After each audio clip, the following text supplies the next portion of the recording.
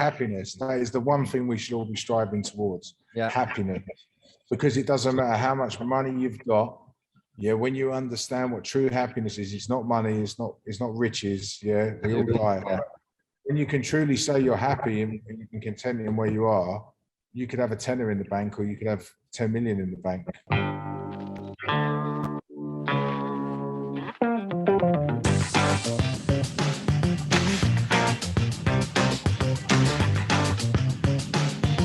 Hey, welcome to the Cre8ors Podcast. My name's Richard Beatty, and today I'm going to be speaking to a very old friend, Andy Murphy from the tattoo industry. Was in the UK, now he's based in Australia. Fascinating guy, and this is going to be a fascinating story. So, welcome to the podcast, Andy. Cheers, mate. It's good to see your face. Yeah, you too, man. So, we've been talking about doing this for quite a while, haven't we? But you know, life gets in the way of doing stuff. So I'm buzzing that we're getting to this episode of things, because it's just I just know that there's going to be some brilliant stories come out. So obviously, the way we work, we start from the beginning and go right through to the now and then into the future. You're doing some fascinating stuff now, but there's so much that happened in the past. So, you know, we'll get to the now shortly. But where did it all start for Andy Murphy? Oh, I don't know. I don't know whether I was Andy Murphy back in the day. So, you know, like the version of me now is fucking nothing like it was when I was younger, like young kid bullied and fucking, just didn't really know who I was. And I was just, I don't know, just growing up as a person in a man's body. I was massive when I was a kid. So I was like, you know, bullied by the older kids, but really in my head, in my heart, I was still a young kid. But because I looked 17 and really I was 12, I grew up quick, you know. I grew up in a... Because you are a big guy, and you know, you tower above me. How tall are you now? Well, I broke my back, didn't I? So I slouched over a bit. I'm like Quasimodo. But yeah, 6'6". But I think with old age, you shrink a little bit. So, and I used to have hair, so I was a bit taller, but now I've grown through it. So I'm about 6'5". Always the biggest kid in school, sort of thing. No, I wasn't. No, I was a short little fat fucker. And then I got hit by a car going about, I think it was about 50 miles an hour by an old Cortina, bang. And I couldn't walk for weeks. My mum used to push me around on a skateboard, like fucking looked like a right prat. And then all of a sudden, I don't know what it was, but my bones just turned into go-go gadget legs, and I was fucking full, and I just filled out, man. My mum was like, stop growing, I can't afford shoes for you. Wow. And then I got to about 15, and I just, I left home, and I was homeless for a couple of years. I wasn't homeless, but I was, you know, staying in sheds and like thinking on my feet and living off my wits. And, you know, I was just always been a bit of a ducker and a diver. But so we grew up in between. And I say that in between because I don't know if people if they can kind of associate with how I grew up. So we grew up going to a good school, kind of good school. And then we were in an area where it was all right. There was rich kids, poor kids. So poor people, so if you're poor, you grow up in a poor area, that's all you know, poor. If you're rich and you grow up in a rich area, that's all you know, rich. Yeah. So if you grow up in the middle, but you're poor, or your mum does, because my mum was the mum and the dad, and then you grow up and you see the rich kids, that's all you want. But you got to be a tough kind of cookie to get there. You know what I mean? And a lot of the friends. Whereabouts did you grow up? Oh, so we grew up originally in a place called Northwood, which is in Middlesex, which is quite a nice area, which is full of dinlows. And we was always fucking around. Dinlows, like sausages, idiots. Yeah. So, and then my mum, long story really, she wasn't very good with her funding and that. She lost the house. And that's kind of what pushed me on. There's so many stories that will come out of this, but that's what pushed me on to, as you've seen through the years, if I lose something, I just bounce straight back, because I'll never go back to that life. Yeah. You know, if I have to work 10 times as hard as the next man, which I do anyway, I believe that I'd never stop. And, you know, I'd hate to look back in life and think I had all these opportunities and I never took them. And some people will say, that's Mrs. Chill. Say hello, Chill. So yeah, I'd hate to sit there, but it'd be great if you could make chill. It'd be great if you could not make much noise, yeah, because I'm doing. Thank you. Do that later. Do it later. Cheers. And yeah, but I'd hate to look back in years to come and think I didn't take that opportunity. And many people used to say to me, "Oh, you do too much. You're doing it. Fuck off. Like you don't do enough." How about that? Yeah, you're quite happy to sit there and smoke your fags and go down the pub and do whatever you're doing in life, which I don't judge anyone. I just get on with my life. I'm not interested in left or right. I'm just going straight. Yeah. So people go to me, "Oh, you can't do that and you can't do that." And I say, "Well, you know, I can do whatever the fuck I want. I'm Andy and you're you. And if you don't want to do that, don't do it." But I reckon, apart from flying with my arms, I can't do that. But I've proved numerous times I can do it. I can go, you could, like, you know yourself, mate. And it's not me being big-headed. You can see I've done it. I can go to any country, start again, do. It's just me. It's absolutely amazing what you do. I think most people who know you, love you or hate you, in awe of what you do and what you achieve. You can't, even if you don't like me, you'll still watch me, because you can put me in space and I'll rule the place, and that's not being big-headed. Yeah, that's just me being a survivor. When I moved to Bali and the bankruptcy and all that, and you have to go. Sorry, my hands are a bit grubbing. I've been rubbing down cars all day, and then I jumped on this podcast, so I look like a bit of a chimney sweeper. But when I went to Bali and you've got to go, you know, sell whatever you got to do, and there's that, and you know, I was hanging around and fucking stupid artists in your gaff and not getting on with people and all that, and I just thought, fuck this, and you went, go on, go. And I got on that plane. It was the best thing I ever did, and I count my lucky stars that I met you all those years ago. And you pushed me into that, because although I was in England, Cyprus, Dublin, doing all these studios and all these fucking fake people around me, I didn't really see that I had the bottle to go to Bali, man. Fucking Bali, like it's across the other side of the world, bro. Like I've been to Vegas and I've been to Spain and so on, all this. But yeah, Bali. But yeah, Bali. Obviously, like that's where you met Chill as well. If Chill's kicking about, we'll bring her on a little bit later as well, Salo. But let's go back to Andy at school. I bet you were a little twat at school. I was highly educated. Always have been. I've always been 10 steps ahead. Now, a lot of people look at me when they think I'm stupid, and I can think what they want. Because I know that when I was at a young age and I did an IQ test that I ripped up in half, I still got 147. And people will think, oh, fuck, it's a fact. I did a psychometrics test in school. It was the highest average there. I can work sums out like that. I can nick a few quid here. I can make a few quid there. And the people that don't like me will go, yeah, whatever. I'll prove it time and time again. Go wherever I want. And in school, I was in a school. Funnily enough, I used to cause so much drama in school because I had the fucking attention span of a cat with a bit of string. Like, you could not keep me. I remember looking out the window once and this geography teacher was like, Murphy. And I said, my name's Andy, not Murphy. I'm not in the army, bro. Just, yeah. And he was like, you fucking never pay attention. And I said, that's because you're fucking boring, mate. What are you going to teach me? And probably looking back, it was a very condescending way that I spoke to the teacher, but I just wasn't interested in what this geezer had to teach me about somewhere in fucking wherever. And I just wasn't interested. So school was a difficult one for me because I wanted to learn, but they were teaching me the wrong subjects. And I always knew from a young age that I can take a pack of fags and take them out individually and sell them for more. And by the end of the day in school, I have enough to buy 40, 60 the next day, 70, 200 fags by the end of the week. I've nicked a few quid.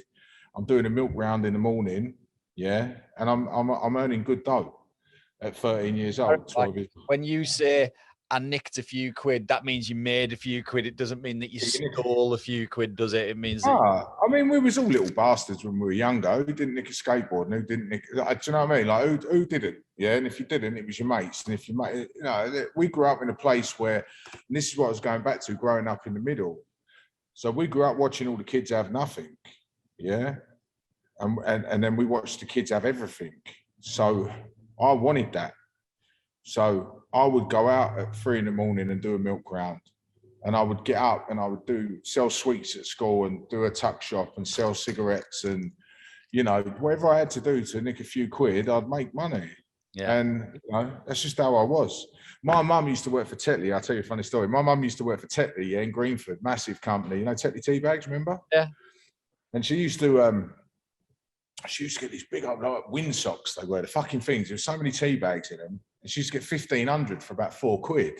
Now I was walking around the supermarket once, and I saw the little blue bags that had 100 in for like £2.50, and I thought, hold up. I thought, I'm going to take one of them 1,500 bags. I'm going to chop it up into hundreds, and I'm going to sell them or 200s and sell them for £3. Yeah, I'm going to double up on tea bags. So I tea bagged every mum on the estate, and anyone that knows what tea bag means, yeah, it's quite a funny thing. So I was nicking loads of dough out of that, right? And my mum stopped getting. I don't know if you've seen that film with what's his name, fucking. Denzel Washington, when he can't get his heroin and it all dries up and he can't, and I couldn't get no more tea bags. Legit, they wouldn't sell her no more tea bags, so I couldn't get no more tea bags to sell to the mums, and they all had the and I was making good coin out of it, and that was just part of me growing up. And when I left home, I was homeless, but I was out and about, ducking and diving and doing my thing to survive. That sort of behavior, Andy, like that's some of the best education out there, I think, like to learn life like that, to learn how to think on your feet and to see an opportunity and go and take it. And that seems to be what you've done your entire life, Yeah. So when you left school, like qualifications, did you you'll have done. No, I didn't do my GCSEs. I didn't want to do them. My mum and dad got one of the first fines in the borough for me skipping school. I wasn't interested in school. There's nothing you could teach me in school. I didn't want to learn. If you put me in woodwork or fucking whatever, anything hands-on, bang, straight A student. Concentration. I love building. I love creating, whether you call it an artist or someone expressing themselves, or like when tattooers go, oh, you're not an artist. Well, I don't know. I can build a studio that looks fucking 10 times better than you. Is that not an artist? Yeah. Yeah. All my studios. Creation. If absolutely. When you create something, when you see it in the mind and you get passionate about it, and you produce something that didn't exist in reality until you did that, that is creation, and that is what I call art. Copying. Well, I can look at. So with this building here, the very building I'm sitting in now, you saw the building when I got it, yeah? The yellow, the dust, everything. And then, when did I get it? 15th of Feb. And in since the 15th of Feb, what is it now? Fucking hell, I'm so tired. I don't even know what date it is. 2nd of May. To do the maths on that, in that short space of time, bearing in mind I'd broken my back, been in a crash that would have killed most people, got up out of it, came back to Sydney with not a pound coin, apart from enough money for a flight, and I had to start again. And I hate starting again, but I'm not going to sit there and someone go, oh, he's failed, because I love failing, because I fail forward. You ain't stopping me, mate. And people might call that arrogance, but it's absolutely no way in the world that I'm going to sit on Facebook and go, oh, I fucking can't do this. And I can't, because there's no point. No one cares. Like 50% of people don't care. 40% want you to fail, and the other 10% actually do like you. Yeah. I always tell people, like the people get paranoid about what people think about them. They feel like people are judging them, and but what about this? It's a fact. People don't give a fuck about anybody but themselves. They'll pay attention, you know what I mean? And they might have something to say, but they don't really care about you. They only care about themselves. Get on. I don't think that's, sorry to interrupt or interject, but I don't think that's correct, because I care about you. I know we've had our discrepancies in the past. Yeah, that's different, you know what I mean? But like the general, a lot of people are worried about what the general public think about them. Of course, shall I tell you something? Care about your friends, but the general public, they might be watching you, they might be paying attention, they might have you on Facebook, but they don't really care about you. You know what I mean? It's just, you inspire people that pretend to not even see you. Listen to what I just said there. Yeah, there's people that have watched your journey and taken snippets of that and become successful through what you've either taught them or they've learned through watching you, whether that's through tenacity or grit or whatever it is, yeah? People look at me, they're not impressed by what I do. They're just surprised I'm still going. That's all it is. And when people go, oh, he doesn't like me. Oh, listen, 90% of people don't like themselves. Why the fuck do I care if they like me? Exactly. Go like yourself. work on yourselves. Yeah? I'm good. I've got my little circle of friends. I couldn't give a monkey's what's going on in that tattoo industry. I'm glad I'm out of it. I've never met such a bunch of idiots, but at the same time, met so many cool people at the same time. Yeah. Like I've met some absolute blinders. Like, and I'll talk about them as we go on, like people that have been true and stayed. And I've gone out of my way and I've fed people, put roofs over their head and clothed people, gave them a job, not worried about paying their tax. I've taken it on the chin. Yeah. And they don't even talk to me anymore. So that's good. That's brilliant. You've been through it. I've been through it. And anyone that's got a fucking studio that's taken an apprentice on or an artist that's gone, oh, I work like a dog for you. I don't want you to work like a dog. I just want you to come to work and do some graft. Yeah. And they fucking give it the big one. And then you see the status up. Oh, I'm no longer with this studio anymore. Thanks so much for the chance you gave me. And all, fuck off. Do you know what I mean? Don't even do that though, do they? They just fuck off in the just let them do what they're going to do, mate. If people show their true colours, they do. Yeah, there's a bunch of them out there. Right, so work. I'm gonna have Yeah, go for it, mate. You leave school, out into the big bad world. I think by the sound of it, you were prepared for that environment way more than the rest of your schoolmates, you know. I don't think I've ever been prepared for any environment I've been in. I've just made the best of it. Yeah. Well, what was your first job then? But not the milk, because obviously that was when you were still at school, but... Oh, fucking hell, mate. Mate, I've been a dustman. I've washed dishes in fucking kitchens. I've worked in jewellery shops, not for long, because there's jewellery in there. I'm joking. I've done all sorts, mate. I've mainly security, so I've done a lot of door work and then progressed on and did my... I've worked on every door in London, and because of my size and the people I grew up with and the environment I grew up with, I very much got into the naughty corner straight away. And you know some of the people I know, and there's some people that go, oh, he's this and he's... I'm no one. I'm just a hard worker, but I know some incredibly naughty people. Yeah. So when you know those people, you become that circle and you go into environments that you grow in that circle. And listen, when you're my size, it's very difficult to be good. Yeah. And then when you're naughty, it's even harder to go back and be good. So when you saw my studios with Underground Ink, I'd already been on the other side of the coin. Yeah, I've been at prison. I've done all that. We can talk about that later. I've done all the bad things you can do, possibly. Yeah. So, well, not all of them, but so then when I chose to go on the straight and narrow, and you go through the hard times, and you know, like there's fucking studios that I lost or whatever happens. Let's get to studios, right? Like, go on.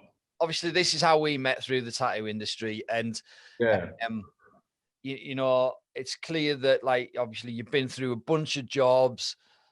You didn't like them, they didn't like you, and I can imagine that you're not the sort of guy that like sticks at something because your brain's just like boom, boom, boom, boom, boom. You know? Did you find that you were actually telling your boss how to do things? No, I've always been, so from a young age, my old man said to me, if you get a trade under your belt, you'll never go hungry. So I started working for he looked like the geezer at Chaz and Dave, and he used to do all the block plate. He was the dodgiest car. I just say to him, you fucking come to work with Stetsons on and a horse. You're like a proper cowboy, yeah? But I learned how to do block paving, patios, brick walls, whatever needed to be done. So I always had that in the background, decorating and all that. And I was really good at it. Yeah, you can show me a couple of times and that's it, I can do it. Yeah. So, and which I've fallen back onto here now and created this fucking masterpiece here, which is amazing. Studios, it's just been like bish, bash, bosh for you, hasn't it? Just yeah. What happened was, so I opened my first one in Barnet and did it all and fucking just made something amazing, and it just escalated into that. And then I got in with that stupid prick in Denmark, and I have to hold my hands up and say he's good at running a business. But the way he ran his business, I didn't like the snakiness of it. So I pulled away from it and it caused dramas across the whole industry. Everyone was like, da, da, da. But, you know, as a person, he was all right. Yeah. You know, but I just didn't like him in the end. So I pulled away and everyone was like, I'm pointing fingers and going there. And it's just the tattoo industry. One person's dramas in the tattoo industry is next week's news. So you see so many dramas and so many things happened, and there was fucking scandals and people all like, you know, I'm Andy, I'm a big fella, I'm a big personality. So everyone always knew what I was up to because I show my journey. I'm not afraid to talk about it. Yeah, because if you say it and you believe it and you can achieve it. all these people that hold their cards close to their chest, they're all still doing the same shit they did 5 years. Some of the artists that work for me in Cyprus, I won't name names because they're that not important to me. Yeah. They're still putting up pictures of fucking drawings they did 5 years ago. And I never outed them for spelling tattoos wrong and doing all the stupid shit they did in Cyprus. I just moved on. When anything goes wrong, I don't join the circus and fuck around with monkeys, yeah? I leave and I go because I know there's something else out there, whatever it may be. I'm not interested in dramas. Same thing that happened in Dublin with my barber when he got kidnapped. You all saw that. So, shut up. Right, hang on a minute. Barnet first, right? Because you had multiple studios. You've done something that a lot of people haven't done. Again, yes. You opened Barnet first. Then, Then, what, you want me to go tell which ones? Barnet. What was the next studio? Because you had Barnet, and obviously you had like like a business relationship thing. But before that happened, you opened other studios as well, didn't you? Yeah, I went into JVs, joint ventures with other people, and it was probably the worst thing I ever did, but I learned so much from it. So although people looked at me and blamed me for stuff, people showed their true colours. I've always been 100% from day one. I'm me. If you don't like it, you can fuck off. I couldn't give a shit. Yeah. But I've always been me. Yeah. And if I'm with someone, I'll call them out. You know, from people you've helped and I've fallen out with, and we won't even talk about them, they're non-existent to me. But, you know, I went into Stratford, then we got fucking Dublin. Dublin was a massive studio, man. That was a big load of pressure on me. I put over 150 grand into that, and it all went tits up and I had to take full accountability for that because I chose the team. It wasn't their fault. I chose a bad team. And a lot of people, when they point fingers in this industry, they don't take accountability for the actions of themselves. Yeah. They just pass the buck. All right, old man's up, picked the wrong team. I picked a load of nuggets. Yeah, some of them were all right. And then people were stealing and doing that. It's a long story. And then the fucking barber got kicked. I think I've been robbed of staff and artists in so many different ways. You could almost write a book just on that, you know. Did you get robbed or did you learn a lesson from it? Oh yeah, you learn a lesson and you make adjustments and you learn not to trust people, and unfortunately, but yeah. Pay for what? No, it's on the. I think it's over there. Sorry, I'm interrupting the podcast. Perhaps a bit. Cheers. Yeah. So sorry, where were we? We can edit that bit out, can't we? No, it's all right. People robbing from you, stabbing you in the back, and we've both been through it. You know, I reckon we could write a book about it. You know, like it's hard to find people that are good enough to trust, and there's so many people that aren't loyal. And with like joint ventures and even employing people, it's difficult because if you're, especially, I mean, they'll rob from underneath your nose, but if you're not there, it's like it's a fucking free for all, isn't it? And that's obviously I've had other studios as well, and that's one of the things that like blew my mind how you managed it, because I certainly found that you can't trust people. Like as soon as you turn your back, people are thieving. They've got their hands in the till. Yeah, and you know, like thank you, darling. I took people on face value, and unfortunately, it came back to bite me on the arse. And I've helped apprentices. I look at them now and I think, well done. I remember no, I'm not going to name names. I've seen people putting statuses up going, oh, thank you to this person for getting me where I am. But they didn't mention that I got on a plane with them, took them to that place, helped them learn their trade and do that. But it was a bit like in, do you remember that Rocky film? Was it Rocky 5? When he trains the Tommy Gunn and he's in one of the last scenes, he's like, I'd just like to thank Don King or whoever the guy was in the movie. And he sits there and he's gutted by it. Like legit gutted, you can see it on his face. And I've had that emotion so many times because a lot of the people that I know that are now doing really well in the industry, and fair play to them, are great. I hope everyone that I fell out with or had disagreements with do well in life. But you're not, I want you to eat, but not at my table anymore, because you've shown your true colors. And you know some of the people I've known, and they've asked me for help when my brand was popping. Yeah. I was out and about doing things. You even caught my clothing brand at fucking the London Fashion Week. Yeah. I had that. So Right. So hang on a minute. Right. When was that? When was that before tattoo studios? Or No, it was when I started. So what's that amazing female fashion designer? Oh, I think of the name in a minute. I know it. You know, I know so many people through my journey, and just from working on doors and just is it the underworld? I don't know, or just dodgy people. You just meet them along the way, and my black book's massive. So when her name was Kate something, and I said to her, "Listen, I want to do a little promo stunt with a clothing brand." She said, "What's your clothing brand?" I said, "I ain't made one yet." And she said, "Well, what do you want to call it?" And I said, "I will call it 08. She went, "Why?" I said, "It's the number of the first shop that I got." I didn't care what it was called. I can sell that Peroni bottle. It don't bother me. Yeah. So I called it 08. And I said, "What's the next big event coming up?" She said, "The London Fashion Week." I said, "Right, I think I've done 500 hats, 500 t-shirts, put them all into promo packs." Right. And I said to her, "Take them up there and give them out." And then I got because obviously Callum Best and a few other people that I know, he went on to Big Brother, and I gave him all my merch, and he was in the studios getting tattoos with all the tattoo models and the stupid pricks like Lewis Poe and all them fucking idiots that I used to know. And they all loved me when I first started my brands. Yeah. And then, but the good people stayed by me, like Callum and all them lot. And as you know, and now I do with the mobile phone company and whatever, like some of the people that were involved in that, that's still on the back burner. Just back to 08. So I was actually at that London Fashion Week because we didn't even know each other then, did we? Looking for products, merchandise, clothing to sell in my studio. And I actually ended up getting 2 of those bags. So I own 2 of those hats. Hey, there it is. Go on, son. That's what I'm talking about. Now that was. Let's get that straight. We're not straight. I'm looking at that. Ah, God, let's get it straight. Right, there we go. It's fucking on, innit? Right. So I'd got this hat, right? And I think it was how did this happen? Because I didn't know you then. You didn't know me.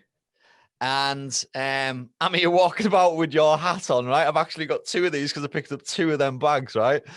And, a couple of years on, it was. I think it was a couple of years on, thereabouts, maybe even 3 years on, that we eventually met. Because I bought the Killer Bee because I wasn't tattooing at the time, and I started tattooing and I was banging out lines and I was doing all right with the tattooing, bro, and fucking, I'd done a couple of boo-boos and that, but some of the people that I used to know and that, and I used to think, well, I'm pulling out better lines than you are and you're claiming to be. So, and I thought, I've got to go and buy one of these machines. So I phoned you and I said, I want all singing, all dancing. I had 08 put on it, didn't I? Underground ink, and it had rose gold on it. It was the Killer Bee, the top one. And you said, I'll send it in the post. And I said, no, I want to come and meet you and get it off you. And I drove all the way from London up to the Lake District. Yeah. And I met you and I sat down with you and I drove all the way home the same day. I think I was in a fast car as well. I think I got a ticket that day as well. But I bought you, probably, know me. I lost my license, didn't I, on the way to Liverpool Tattoo Convention in the Bentley. Fucking, I got caught doing 157, didn't I? Saying it was mental. Do you remember? I can't remember. Yeah, anyway. So the... So yeah. At what point did you realise I had your hat? Because I still didn't know this was yours. I was just wearing it one day and I went, where the fuck did you get my hat from? Because I didn't have any left. And I thought, you've nicked it, you fucker. And I said, where'd you get my hat from? And you went, I got that in the London Fashion Week. And I went, leave it out. I said, stop it now. And you went, I got that at London Fashion Week. And I went, that's 08, Barnet Shop, number 8. And you went, and we were just like dumbfounded, the fact that the energy in the universe was working before we even met. Yeah. We were meant to be, you and me, Andy. 100%. You meet some people, and we've had our ups and downs, like fucking bride's night, haven't we? Do you know what I mean? But we always I'm like a pit bull when I get something in my mouth. And sometimes when people I still don't talk to in this industry, and I never will again. But I knew that I fucked up a little bit because I felt hurt by a couple of things that happened. And I just thought, no, because I will cut someone off. Not fucking, I've known you 15 years or not. And I sat there, and then someone told me, Steve Cutter, he said, oh, Rich is in hospital. And I thought, fuck that. I'm messaging him and I'm going to apologize and say sorry. And we became friends again. don't even think we stopped being friends. It was just, I think, do you know what I mean? It was one of them. So, like creative people with strong characters, we're gonna clash, but like, you know, like I think we've got something more than just a friendship. Do you know what I mean? We're energy, you mate. know, It all works on energy. People don't understand about energy. They really don't. Yeah. And if it's energy doesn't lie, and the energies we've met along the way, and I could name so many people that were just wankers at your studios, and I don't care if they don't like me. I called it, did I not? Every time on each day, and they say the same thing about me. But I've never actually done anything wrong. I don't think I have. Do you know what I mean? I might be a little bit outspoken, but at the same time, I've always been loyal. I think I've always been loyal. I try to be loyal to people. And I always say to people, people are only loyal till their needs change. As you found out multiple times from the certain acquaintance we had from the Manchester studio and all that. And, you know, it's just one of those things where you just, people, I always say people don't change. Their masks just fall off. And that's exactly what happens. Their masks fall off and they expose themselves. And then once you know that they know that you know, and you're both under the same impression that you don't like each other, that's it, it's finished, done. There's no coming back from it.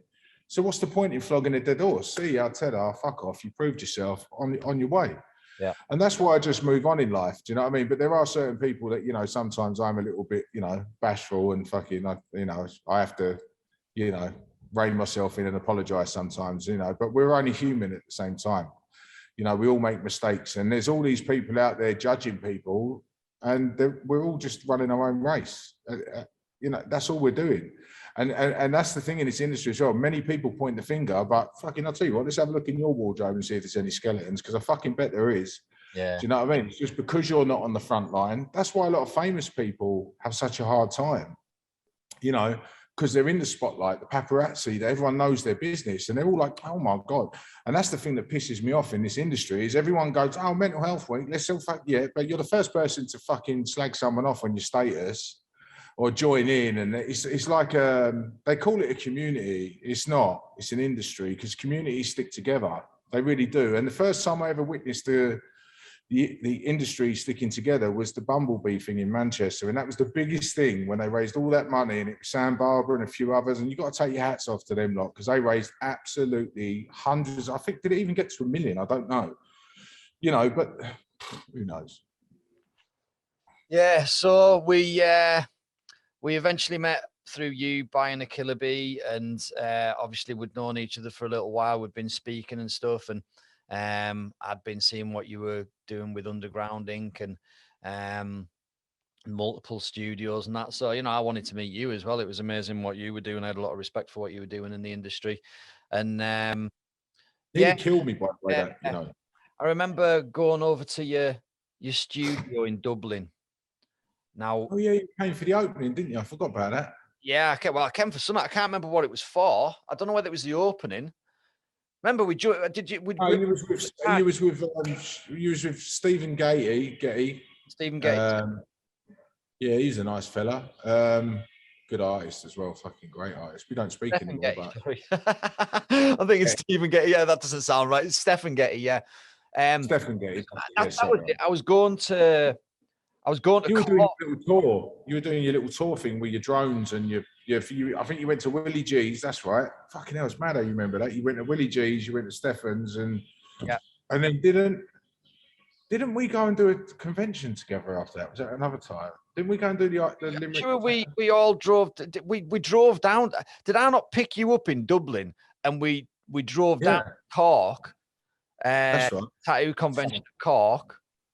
That was some fucking drive. And yeah, then you missed the ferry, you fucking plonker, didn't you? We had to sleep in the car, and I had to listen to fucking snoring all night. Island with you a couple of times. Yeah. Funny. So we ended up missing the ferry, and on the way home, and had to sleep in the car, didn't we? In the Jag, that's right. Yeah, and that studio Dublin, that was all. You know, a lot of it was just. I think what I wanted to do was, because there's not a lot of people that come into the industry that aren't artists that start tattoo studios and then make them successful, or were they successful? I don't know. Everything I'm here now in the best place in the world with the most amazing missus after losing everything. But did I lose it? Was it just a journey and a stepping stone to finding my? Sometimes you get sick of the shit that you've made, though. Sometimes you like make a rod for your own back. Do you know what I mean? And you know, you had a lot of, same as me, had a lot of things go wrong that wasn't necessarily your fault. Yeah, I think you had a bit too much on your plate. It's a bit hard to manage. And my mates nicknamed me Margarine because I was spread so thin. Yeah. I was running around like a headless chicken, mate. Dublin, Manchester, fucking Denmark. You were all over the place. Now, so let's just go to Dublin, because you had some mad shit go on in Dublin. Let me tell you now, mate. There's not many people. So if you got a phone call at 3 o'clock in the morning saying we're going to kill your barber, I said, he ain't that fucking bad at cutting hair. What do you want to kill him for? They said, we're going to, and then I heard him being tortured, which looking back now was a really difficult thing for me to deal with. And I don't think even people have, I put a status up on Facebook about why I'm shutting the studio, but whether this guy was involved in the people that they said, I'm not going to say the name of who it was, but whether he was involved in that certain firm or not, was he, or were they going to kill my mate? And they asked for 10 grand. And I said, I bet you wish you'd asked for 15 now, didn't you? So they were under the impression, but they were so stupid, like when they were doing it, like they WhatsApped me and I fucking got his number and done a search on it and found out who it was straight away. And obviously they didn't know who I was connected to in London. So I phoned it. Anyway, it's a long story. So I got a flight straight out to Dublin that morning and I got picked up at the airport with 2 very influential people, and they had shooters in the car and they went to get him. And we got Muzz out and back to the studio, and like, I noticed him. Your barber in Dublin, because you had a barber shop upstairs. I met because when lovely fella, just skint all the time, and all this happened, wasn't it? So like, I already knew Muzz, and then all this happened, and your barber got kidnapped and held to ransom, and they tried to get the money out of you to release Muzz, and they were torturing him on the phone, and he's Muzz, and you know, and then you jumped on the fucking plane and goes to Dublin. You tell me if I sort of do that. Yeah, exactly. You know what I mean? Talk about having somebody's back. Do you know what I mean? Mate, I've got bigger stones, and like there's all like people have tested me in my life, like when my ex got with that fella and all that, and he was trying to wind me up. But if I lose my rag, I'm going to prison for 10 years. So I keep my temper down. Honestly, the things that go through my head sometimes are people that used to, I want to get their head and squash it. But you have to take into account that if you fuck up a little bit like that, you're behind the door for 10 years. And I'm not prepared to waste my life with people that are throwing sticks and stones at me, yeah? I'm not interested. You can call me what you want. You're still doing the same fucking thing you were doing 10 years ago, telling the same stories, sitting in the same pubs. I've been all around the world and set up fucking global enterprises and lost it all, started again, done whatever. That's by the by. But when it comes to the crunch and you're my friend, I've got your back. Yeah. And I thought Muzz was my friend, but in reality, as it went on and I found a bit more out about it and all that, he's just a little druggie. And he was, you know, we all get on it and we all do our thing in that, but he was getting on it with this fella and he racked up a massive debt, and the only way to pay it was they had to fucking give him a bit of a slap and try and get the money out of me. And in reality, like, he should have just come to me and said, Andy, I owe 10 grand. And I would have gone, there you go. That's what he should have done, but he didn't. And in retrospect, now looking back, I had to walk in the shop the next day and say, I'm shutting the shop, because if they've done that with him, they can come and do it with any other person that works in this shop. And I'm not prepared to go through that again. And I'm not prepared to keep running the studio with my manager at the time. And he was my best mate, and there was money going missing, and I didn't know what was going on. And, you know, I think in my head, I was very confused because I was trying to juggle so many studios and so many artists, and one of my artists was beating up another artist in London, and I was just like, I ain't caused none of this. None of it's my problem. And I was self-medicating, drinking. I ballooned in weight, didn't I? And then I fucking ended up losing over 100 kilos, which was fucking amazing. I've put a bit of timber back on, but not that much. And I've just been through the maddest journey. And what we did was we got him back to the studio, and I noticed he was sitting down funny. And then I said to him, why are you sitting on your left? Like, and I said to him, listen, if you're on the other side of the coin, you can't call the other lot. You can't call the other bill, yeah. But I said, you're not. You're a normal kid. Yeah, you're a normal boy. You just got in the wrong thing. I said, let me put it this way. If you had a daughter or a son and this happened to them, what would you do? He said, I'd call the police. I said, well, that's what you need to do then. Because if he can do this to you, he can go and do it to someone else. And what if it is someone's daughter or son and they don't come back? Then what do you do? Yeah. Now, we can all play the fucking Charlie Big Bollocks, but if that was me and that's it, I would have smashed the geezer to pieces. But he wasn't. He's just muzz, isn't he? He's a lovely kid, but he just gets on the tackle too much, and he got himself in trouble. And we all fucking have mad lives, and I don't hold it against him, but I had to take full accountability again because I chose that team. I chose him. So did I lose the studio because he done that? No, I lost the studio because I picked the wrong barber. Yeah, I picked the wrong team. I picked the wrong people to have, and there's all these people pointing the finger. And when I was in Cyprus, and the artist was going, "Oh, I've got to move back to England because of this and all that." No, you didn't. You just didn't work hard enough. There you go. You had a shop in Cyprus as well. Now, oh yeah, I picked an absolute whopper of a team there. Fucking hell, like what a bunch of wankers they were. And I lost 60 grand out of that. And all the people were doing was pointing things. I lost 60 bags, and I just fucking went whatever and just moved on. Yeah. You got to cut your losses. Like, people don't realize that. And like, a lot of people have been like, oh, Andy this and Andy that. But like, you put a fortune into it, created jobs for people. And then when they fuck up, they blame you. My fault. Yeah. I said, what? How about, did I ask you for a job? There you go. No.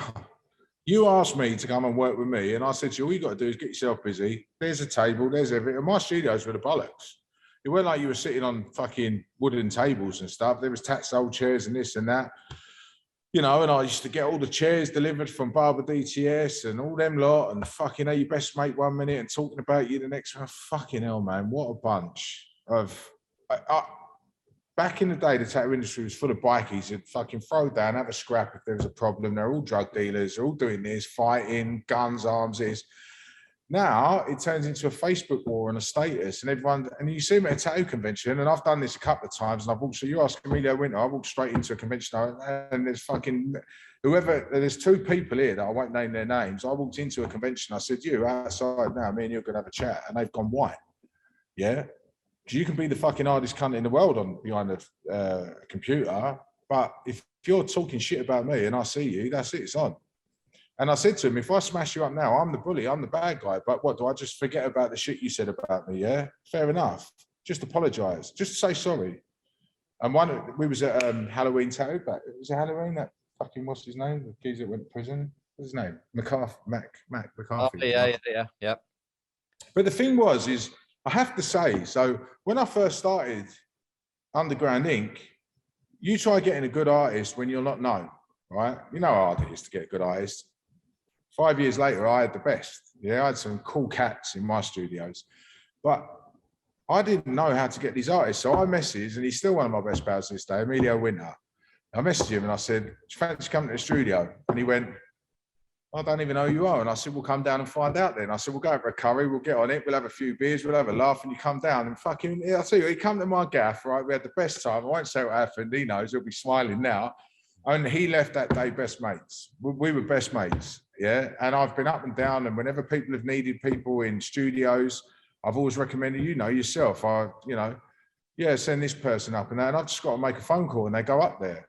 Because they loved me, like Anto Testa and all the people that have come up to your studio. And I've said, go up there. He's a laugh. We'll look after you. And when we started Tattoo Escapes, and that didn't quite work out. Yeah, but I'll tell you one thing now. I think we were one of the first people to start doing it. And there's a few people doing it now because maybe I wasn't competent enough to get the idea done, but I tried. And a lot of people don't try. It's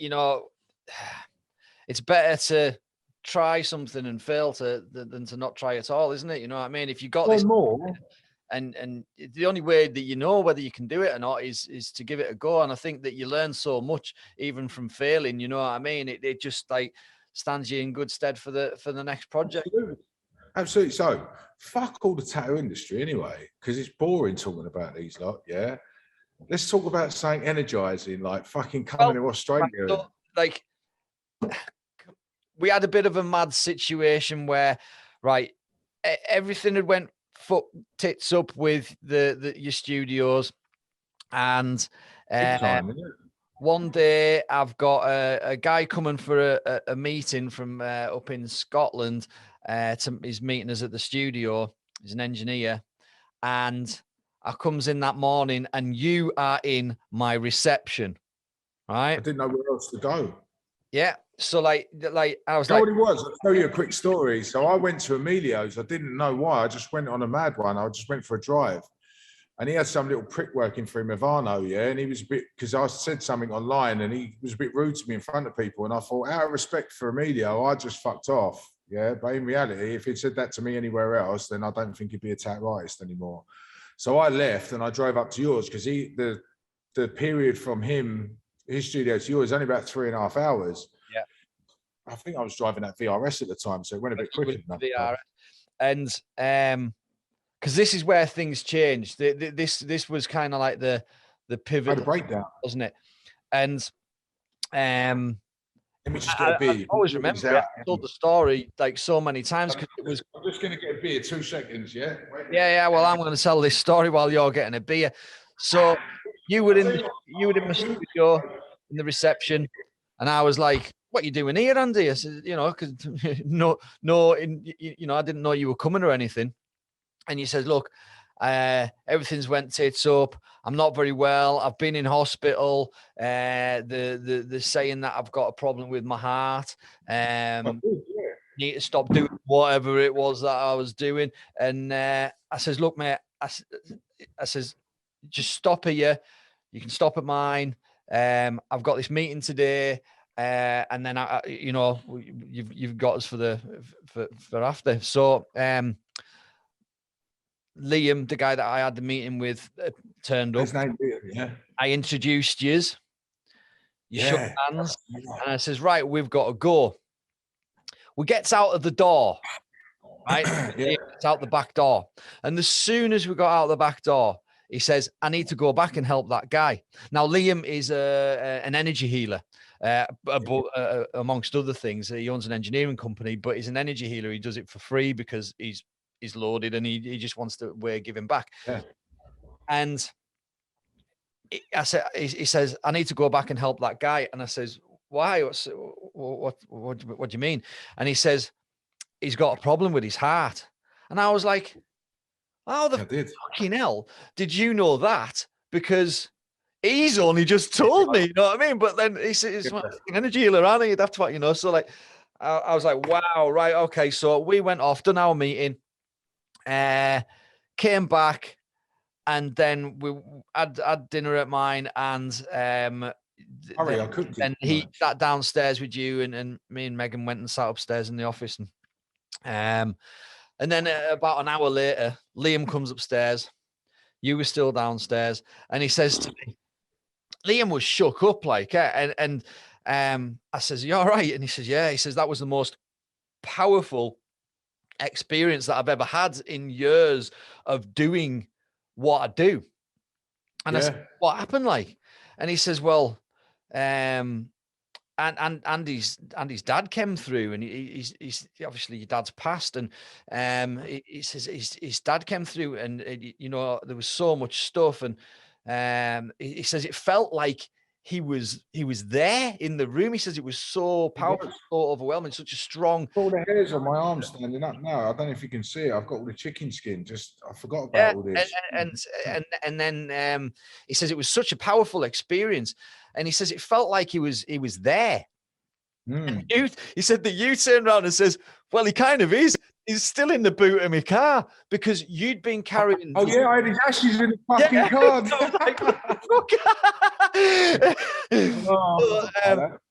Like Liam knew how close you were to your dad, and how close your dad was to you, like even at that moment. You know what I mean? The story is my dad's from where you're from. Yeah, so my dad's from the Lake District. He was born in a place called Cockermouth and then grew up in a place called Whitehaven. Right. Yeah. And my dad's dad was the chief superintendent in Whitehaven. He was the top dog. Yeah. Right. And then, cut a long story short, my old man joined the police force up there. And his dad said to him, the only reason you're here is because of me. So my old man resigned. And this is kind of where I get it from.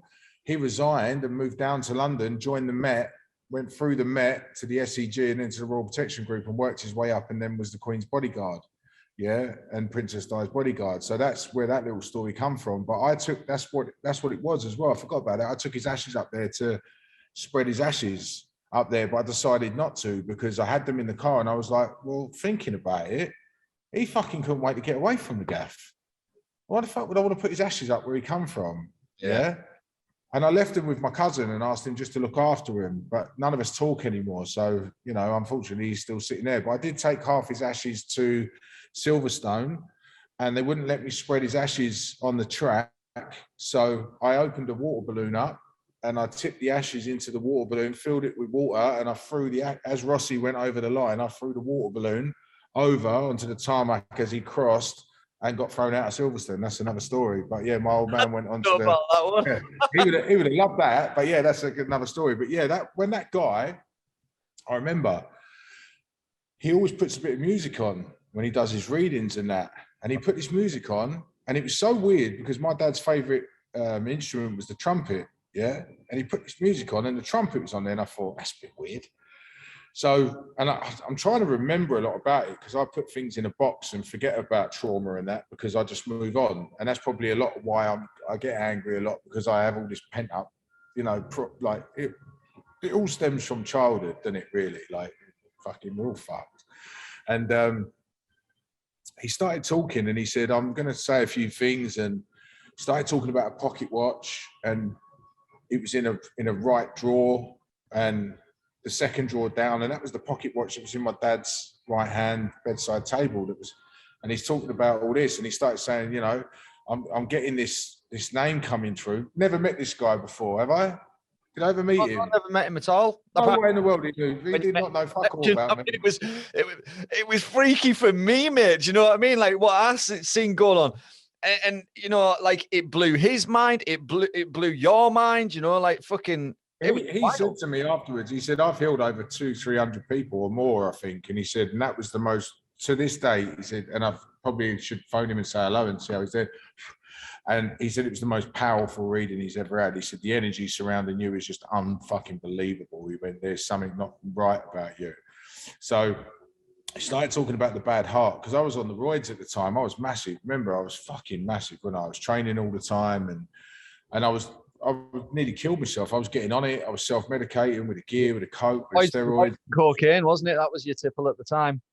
Oh, it's fucking there. Who doesn't like that anyway? Fucking even the politicians and all that. Oh, yeah, he does it. But I was never on fucking heroin and all that shit. Whatever. I never caused no dramas because of my fucking tipple of life. You know, you get people that are alcoholic. I don't judge them. You do what you want. But you know, I'm as good as gold now because I'm in a good relationship. You, mate. Not judging you, but that's where you were at. You know what I mean? And I think it's an important part of your story because it was fucking your shit up.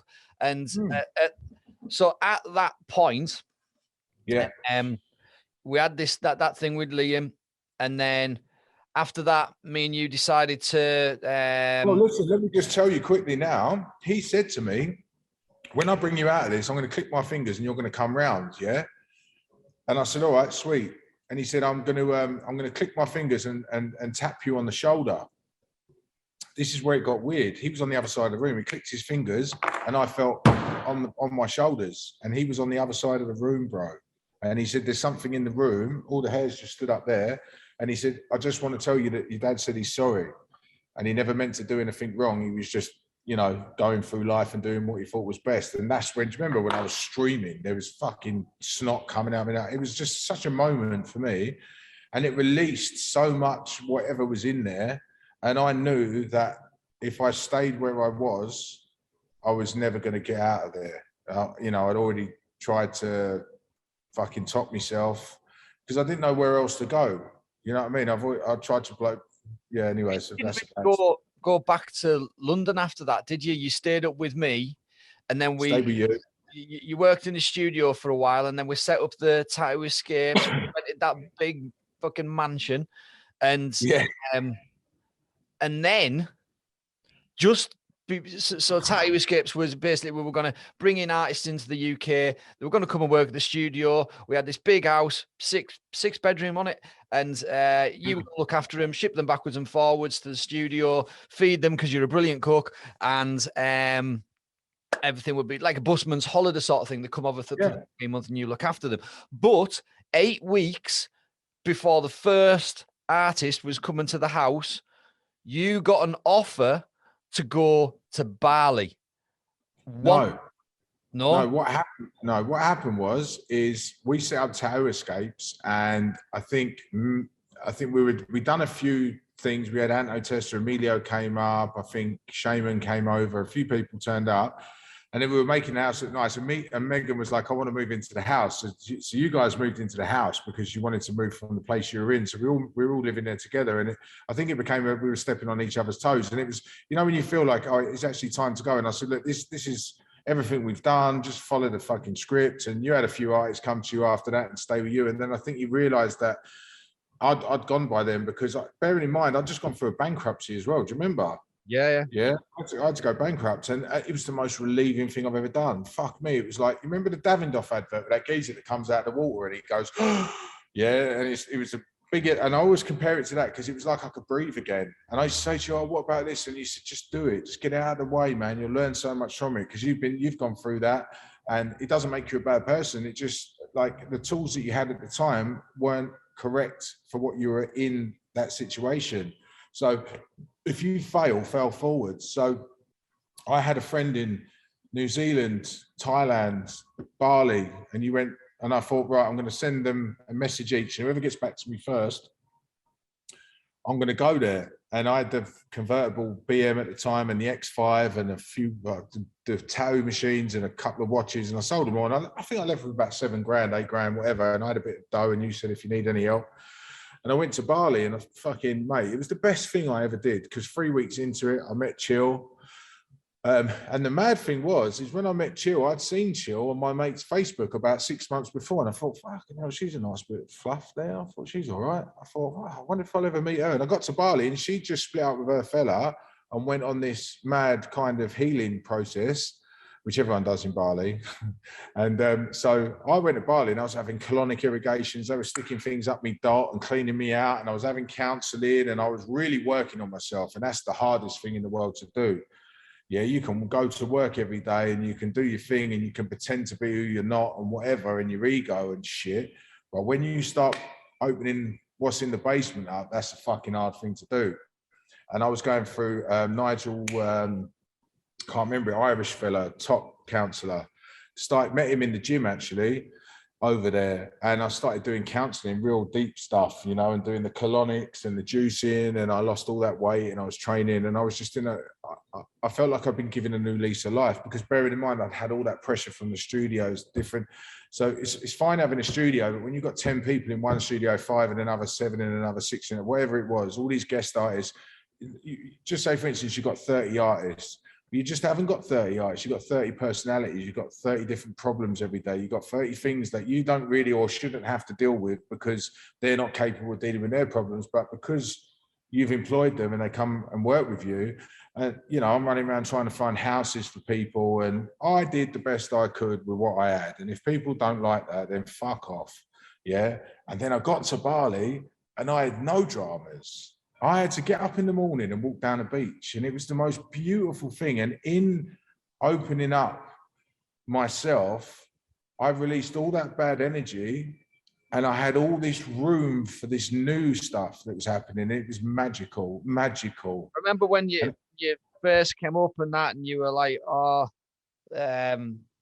you were talking about everything that was going wrong. And I says to you, you'll remember this. I can remember it clearly. I can even remember what point we were on the road when we had this conversation in the car. I says, Andy, you haven't even hit the fucking bottom yet.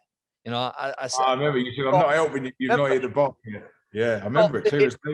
Bottom before you can bounce back. And I honestly believe that you hadn't quite hit the bottom. It was before the bankruptcy. It was before Tattoo Escapes. I says, you've got to hit the fucking bottom to be able to bounce back. And the other thing that I said to you was, you are like a V8 engine, so powerful, but you've got a misfire. And I think that's what you fixed in Bali. You know, when before you went to Bali, you were like, I don't want to go, Rich. I don't want to go. You were shitting yourself. You know what I mean? Because it was like fucking chucking away your entire fucking couple of decades previously and completely starting again, because you were going with a one-way ticket, mate. You know? Yeah, and the thing is balls.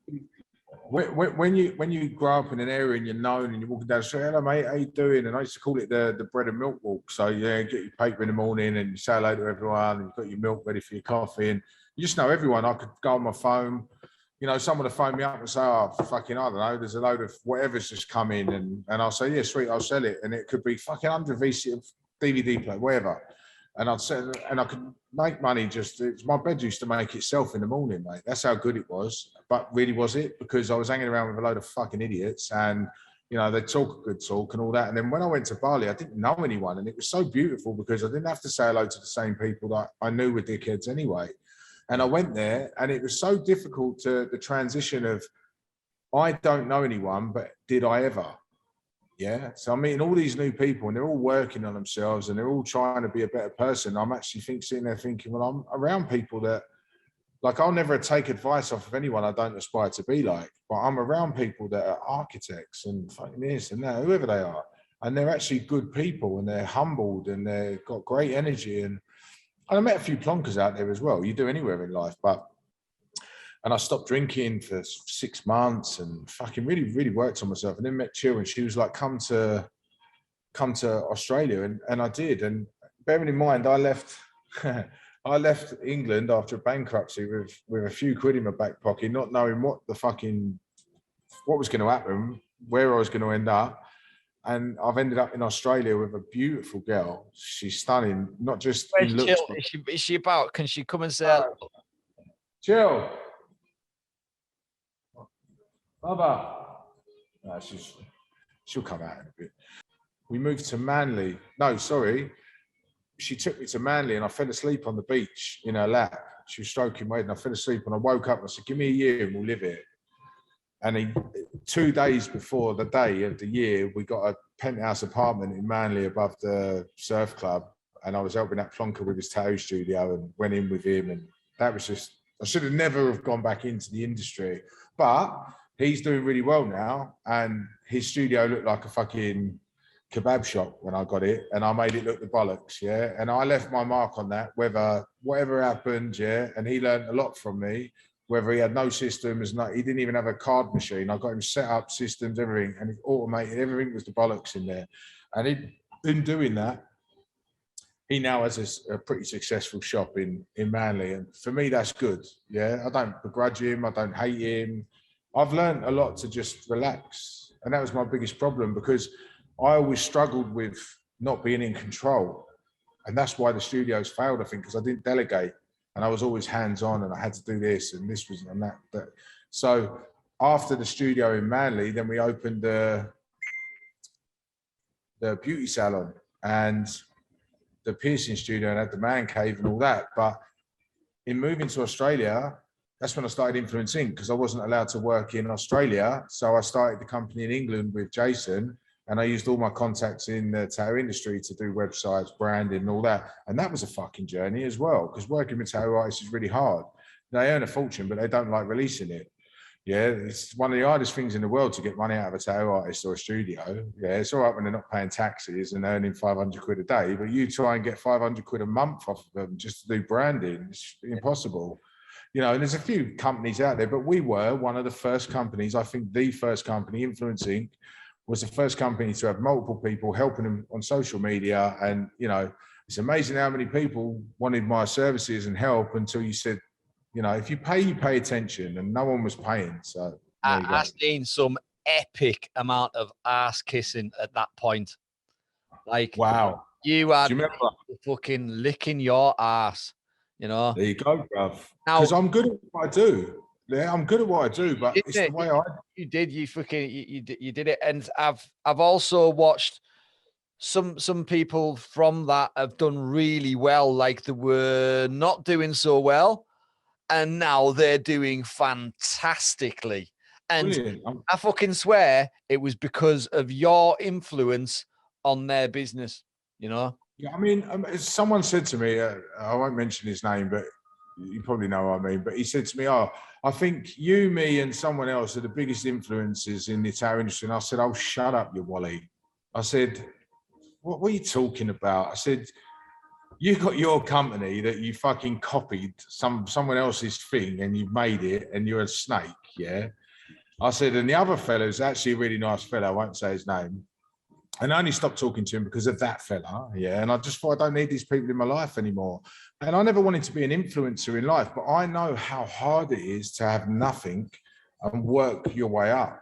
So if I can then do something to make someone's life easier, I will.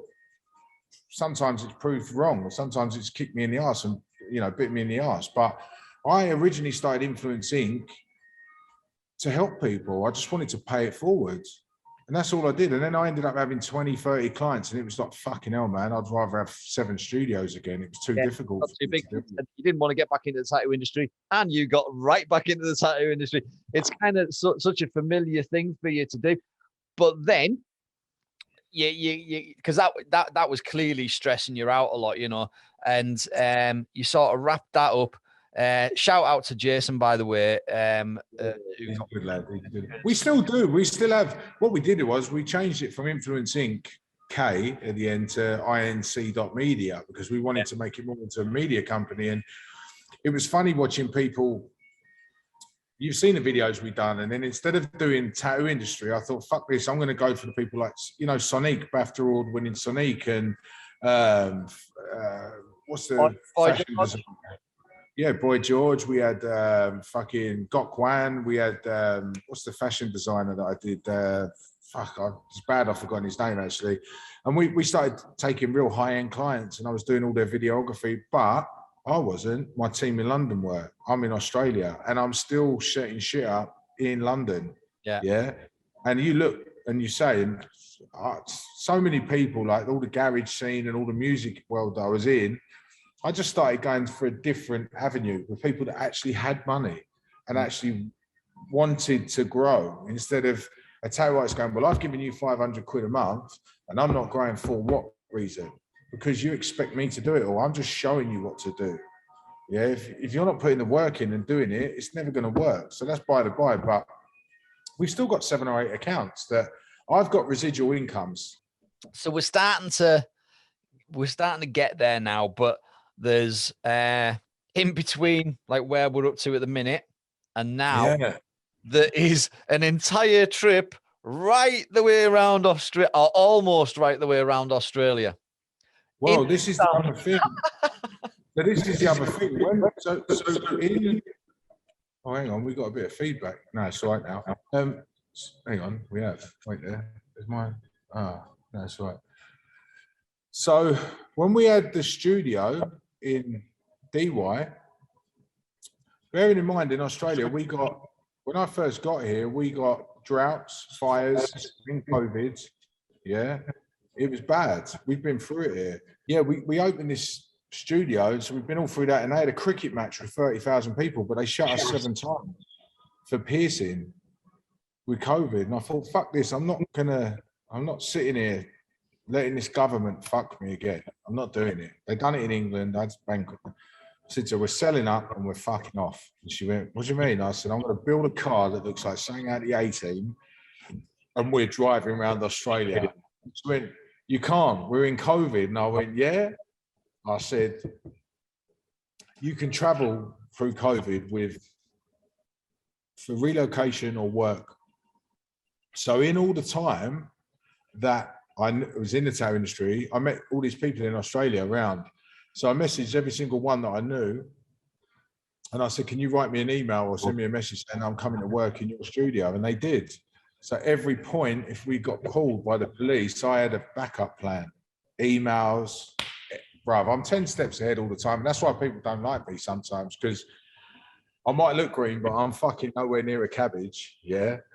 And we left And we got pulled by the police. Someone grassed us up on Instagram. They followed our journey, screenshotted us. We got pulled by armed police. I'll tell you the story about me and Amelia over the armed police in a minute in Dublin. That's a great one. But so we're traveling around Australia and someone stopped us in. They fucking grassed us up. So we got to Queensland and I've pulled out a place without a belt on and they've whoop, whoop behind us. And this copper's giving it the fucking big un. And I said to him, listen, mate, like you're being a little bit too much. And he had his hand on his gun, and I said, well, you know, fucking chill out, mate. It's only fucking flu. What are you doing? And that's all it is. And look what's happened now. Like the deadliest virus in the world. Well, where's it gone? Yeah, but the funny thing is when they were declaring war, Putin, it all disappeared. Why? Because when you've got to get troops, and if there is national service, well, apparently you can't fly without a jab. So national service comes around and no one's had the jab. How are they going to get anyone to war? It's all bullshit. And I saw through it. Everyone saw through it. The people that were switched on and the people that believed it, fair play. Yeah, if you believe that and you think the government are correct and everything's right, then I'm not anti-vax. I just don't want it. Yeah. And we got round Australia, bro, middle of fucking COVID. We'd done 5 months, I think it was. I saw some of the most beautiful things in my life, bro. That's what I was about to say. Like, you not only saw some of the most beautiful parts of Australia, but you fucking had it to yourself. There was no tourists there. Not one. Beaches, like it looked like a deserted island sort of thing, you know. And like, yeah, it was an amazing thing to watch. I mean, it was. Yeah, it was really good to watch from the point of view of you posting stuff on social media and us getting to see it. And that was absolutely fantastic. I really enjoyed it. I felt like I was there with you. Yeah, but the thing is that I think a few people, and certainly some of our friends in Australia, we don't talk to them anymore because they became a little bit jealous. They were stuck at home and under the cosh of the government's reign or whatever you want to call it. And I just saw through it and thought, well, I'll take the fine. If I'm going to get a 10 grand fine for driving around Australia, give it to me. I've been a millionaire. I don't give a fuck. I've lost it all and I've got it back. And do you know what I mean? I lost that studio in DY. That cost us 300 grand. 300 grand, Cyprus, 60 grand, Dublin, 150 grand. You want to do the maths on it? Yeah, it's fucking mad the amount of money I've lost. But I've always come out of it and gone forward. So you want to give me a 10 grand fine for being free? Give it to me. I'll pay it. I don't care. Right? And we got to the Northern Territory. I'd never do that again. That's not a place you want to go, ever. It's fucking awful there, bro. And then we got to WA, we crossed the border there, and fucking we crashed the car, bro. And I broke my back and we smashed the car up and I forgot to insure the car like a prick. I was so busy doing everything else that I just forgot to I was on the car thing and I was really pressed the green button and then something happened because I do a million things at once and I forgot to fucking insure the car. So bearing in mind, well, you saw the crash. That was mad. And then a lot of people, when I put the air ambulance up, they didn't know that had happened. They didn't know how severe it was. And I'm fucking on a stretcher getting flown to Perth because I can't feel my feet. And they said, you broke your back, mate. And I was 3 days in, I was starving. They wouldn't feed me. And I went, nah, fuck this. I'm hungry. I'm getting out of here. It's a true story. Ask Chill. Chill. She must have fallen asleep. So I'm sitting in this hospital and there's some fella kicking off in the bed. And I said to his underarm guards, yeah, and I said to the coppers, I said, if you don't shut him up, I'm going to get up. I said, he's right winding me up. He's giving me the petrol. I said, I'm going to get up and give him a clip round here, yeah. And I got the ump and I pulled all my lines out, my arms, all the morphine they were giving me. I felt like a zombie. I couldn't have it. I didn't want it. I've ripped them all out and I've stood up and I'm looking over from the fucking morphine. Checked myself out. Yes, I've checked myself out and she went, where do you want to go? And I said, and this isn't being big-headed, I nearly died, yeah? I said, I'm checking into a 5-star hotel, find one. We're going to go and have a beautiful steak, get one with a rooftop restaurant. I'll send you the pictures afterwards. This gaff was the bollocks. And she was like, we just nearly died in a car crash. And I said, yeah, I know. And life's so short. It's actually not. It's one of the longest things we ever do. And I thought I could have never eaten a steak. I could have never seen this view again. And I didn't put the pictures online because I didn't want people to judge me for it. But we did. We went and had a Chateaubriand. We were eating fucking, bro, these fish tacos and these black fucking baps and all this, man. It was lovely. And I sat there and I just said to her, I can't believe that we nearly weren't together anymore. And it was kangaroo, wasn't it, that jumped out in front of you and caused it was. Well, it weren't just that. It was something like the sand on the road disappeared in the road, and we didn't flip that way. We flipped that way. Yeah. So we went twice that way, and then and bro, it was only the structure in the back of the car that saved us. Where I built the wooden struts in the back to put the wood down the side of the car to do the V-join, it acted as a roll cage. And if you look at the whole front of the car, it was smashed to fuck, and then the back of the car had a little tiny dent in it. And where we were smashing and rolling, and fucking, but then as we went upside down, the water tank we had on the top, and I can smell the petrol, and we're covered in water, but I can smell petrol. And in my head, I've seen too many movies, bro. Yeah. And she's screaming in the car. It's quite hard to talk about it. And I banged my door open, fucking, you should see my shoulder, I had a proper bruise on it. And I've run around and I've ripped her door off to get her out the car, and she's jumped over my side and gone out my door. So I can't find her. So I'm freaking, I think she's fucking gone out the car. Mate, I said I was in panic mode, right? And there's glass everywhere. She's running up to the road. So I've run up and put her over my shoulder and taken her that way, sat her down, run over, got the fridge that was fucking scattered. We had a big fridge on the roof, picked it up on my shoulder, run over, sat it down, sat her on there, got a blanket around her. She got blood everywhere. She broke her collarbone and that. Not knowing that, I didn't know I broke my back at the time. I picked her up, so I'm fucking just and then when all my adrenaline went and there's trucks turned up and ambulances, took them 2 hours. And yeah, I fucking just went into shock, and then the pain was just, well, I've been in some things in my time, mate, let me tell you, but this was next level. So yeah, we got taken to Exmouth. I don't know if you remember, you saw it in the news, a little girl went missing in Australia and they found her, but this was just where that was. And we got taken there, and the doctors were a bit weird in there, bro. Let me tell you now, it's fucking a bit weird, man. And I said, they wanted to take me to Perth, so yeah, they flew me to Perth. We stayed in Perth for a couple of days, and I said to her, I think this trip's finished. And she went, yeah. I said, come on, let's go home and see Sky and be around the people we know and love, you know. And we got back here, and I started doing a little bit of Raptor in here and there, doing cars and that, and it just escalated to this, and I fucking ended up saying to me, pal, listen, and bearing in mind, I flew back to Sydney with nothing. The car, no insurance, lost 40 grand with the car. The 15 grand it took to build it. And I had about 10 grand cash in the top of the car that we were using to go around Oz because I didn't want to use cards because I was incognito. Yeah. And we lost everything. Flew back. I had enough to get us back and hotel and whatnot. And then I found this place, and it was a huge deposit. And if I asked you now for 50 grand, what would you say? Well, if I had 50 grand and I could give you it, then yeah. Right. So if I said to you now, have you got 10 grand?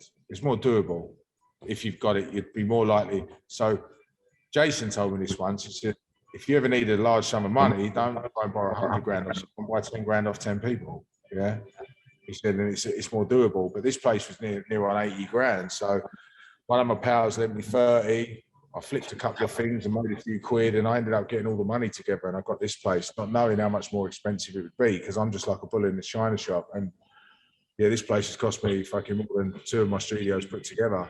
But I've done it. I'm here. I'm fully booked for 3 months. I've got the keys on the 15th of Feb, and I've not had a day off since. I'm fucking knackered, to be honest, bro. But yeah, so that's the Australian story. And there's so many more. Like, and then though, like you know, when you got back there before you had that place, you got onto the Raptor which is basically it's almost like how would you describe it? It's like a spraying cars, but it's a different kind of coating, isn't it?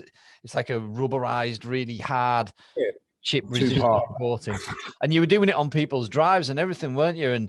And you know, like no real equipment or anything like that, just a little compressor and a that was it, you know, a bit of masking paper and some tape and that, and you built a business from nothing again. And I've known you for a long time now, and I've never known you to paint cars or fucking do shit like that. But you just like boom, fucking turned your hand to doing that, which I was already amazed at what you were doing. And then you went and flipping got that garage, which is like a dream workshop for anybody who's into, you know, into that sort of into vehicles and working on vehicles and I never wanted to. Same with undergrounding. I never just wanted to have a tattoo studio. I wanted a clothing brand, a coffee shop, a fucking, you know, we used to have Andy C DJing in my fucking studios. Andy C, bro, I'm the biggest drum and bass artist in the world. You know, we'd have live events and shit like that. And this is kind of what I want to do with this. But like my circle's so small now, and I say it as a joke that I text myself, like I'm not interested in these teams. And I always used to be like, with undergrounding, it's the team and all that. There was no teams there. There was just people on a stepping stone. And here I'm not going to do the same thing. This is my company.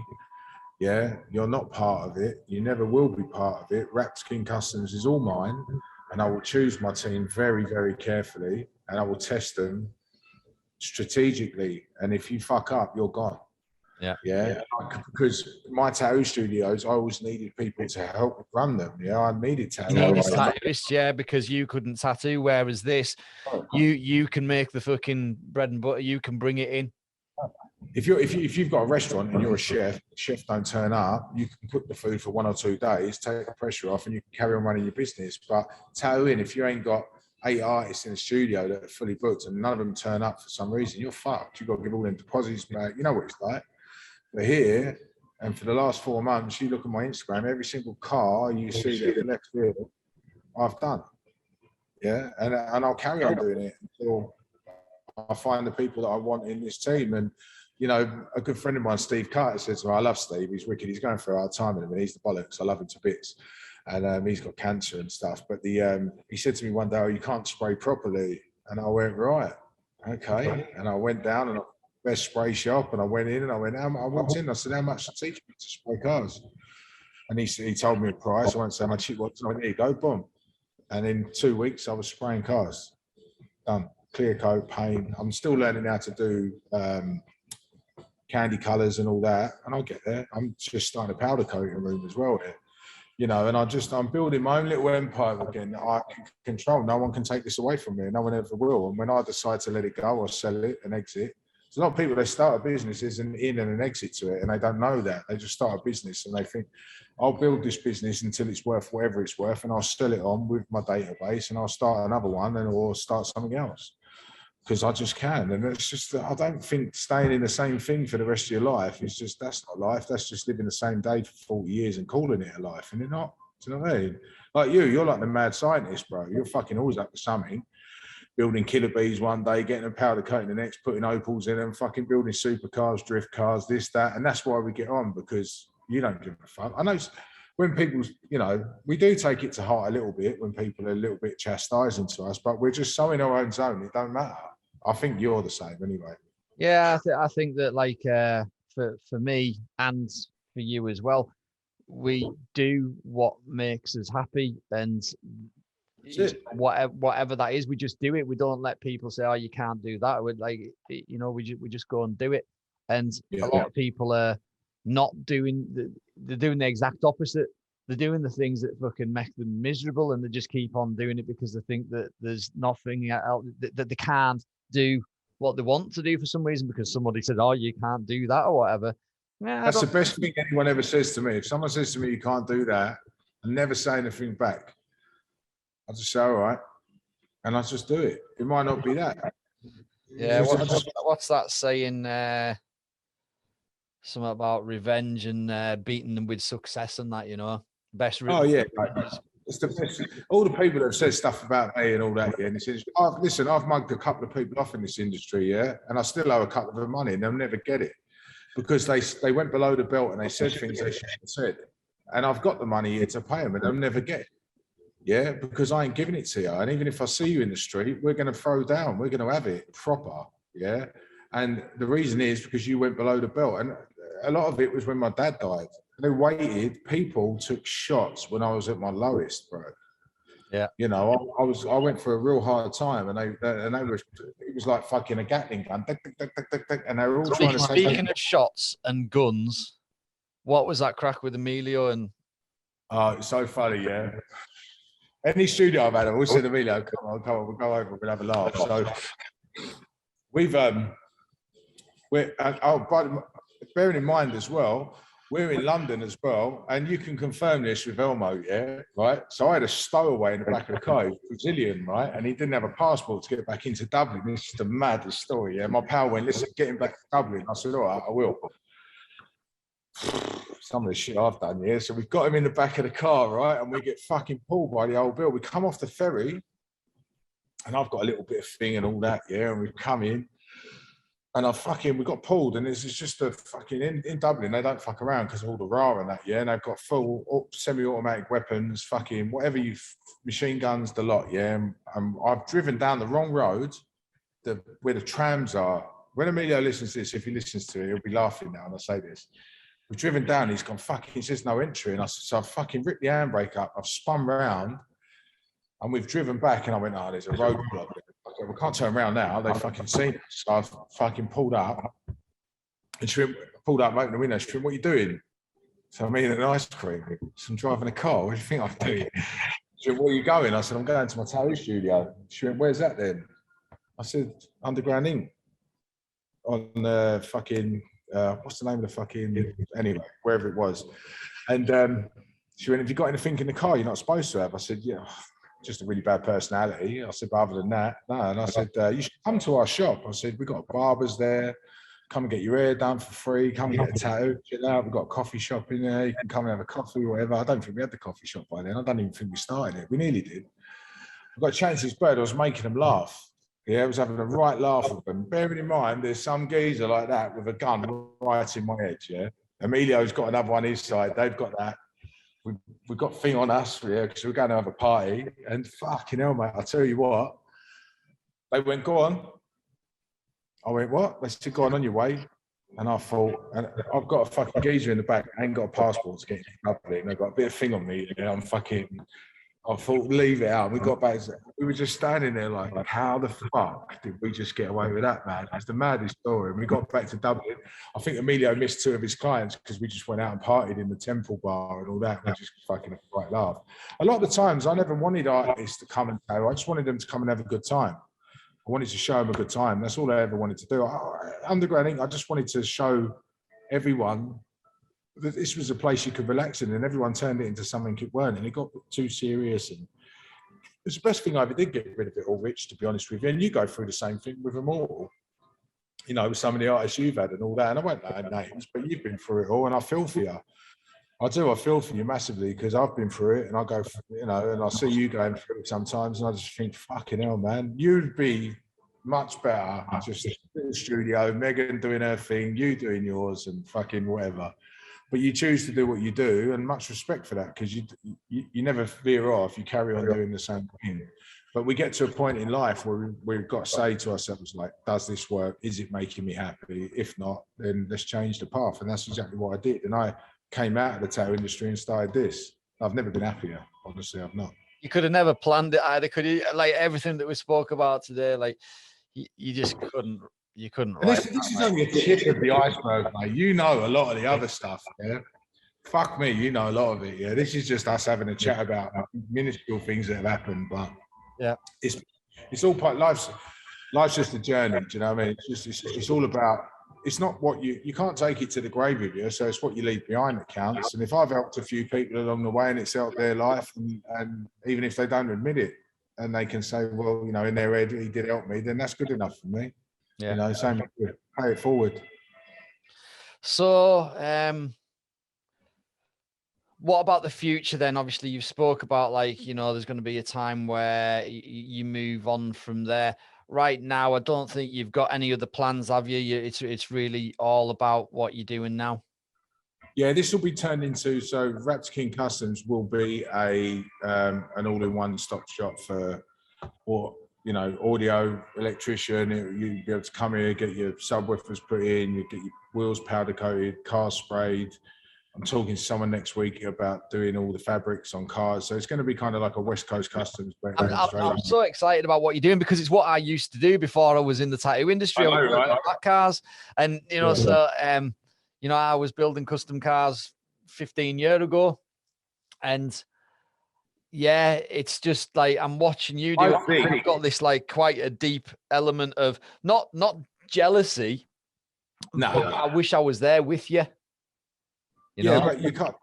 But I think you'll do until your studio serves you, until you get to a point where you think, actually, I'm going to do what makes me happy, because tattooing makes you happy, but dealing with different personalities and problems doesn't make you happy. It can't make anyone happy. Yeah. So when you pull in and you become, when you're in control of your own destiny and you go back to what does make you happy and you're a creator, I think when you're creating the killer bees, the up-spec ones, not the average ones, and I think when you get to a point where you've had enough, and I think it will go full circle, and you'll go back into custom cars, and even if you're just buying one, flipping it and selling it, we all know how much money you can make buying and selling cars, because I'm making a fortune at the minute, and I think you'll get to a point where you'll just think, fucking, why didn't I do this years ago? Same as I did. Like, I don't need this shit in my life. I don't want to fucking keep dealing with problems. And it starts and ends with you. Your happiness is the most paramount thing in the world. And if you're not happy, then change it. If you wake up in the morning, not you personally, but I mean people in general, if you wake up in life, then change it. You're not a tree. You're not planted. You do whatever you want. You go wherever you want.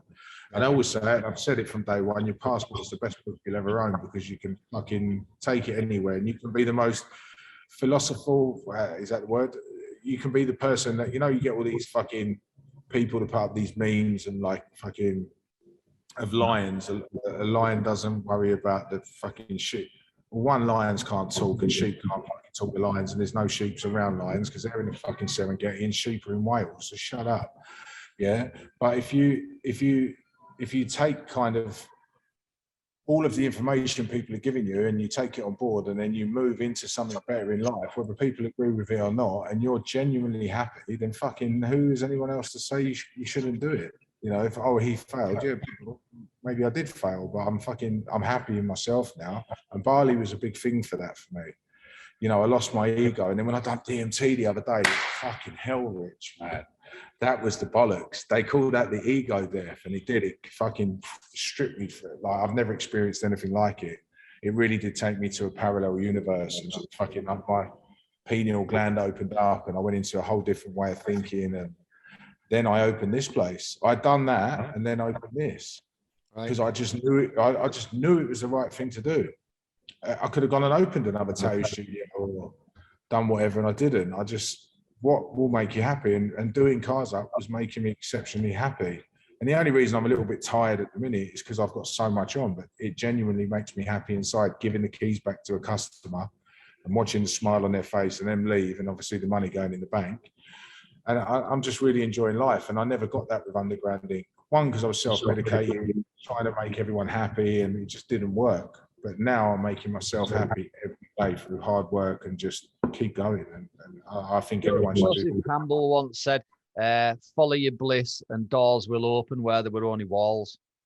Yeah. And when you let go of all when you let go of all the stuff in the basement, like when you let go of the ego, we've all got a bit of ego, we've all got a little bit of this and whatnot. And, when you let go of that, renting that car and living at your mum's house and putting your fake watch on and you're doing all the shit you're doing, and then you go to a place where none of that matters anymore, like legit, it doesn't matter. And I show my journey on Facebook, not because I'm showing off, and I've never done it to show off, it's to show people that you can do it.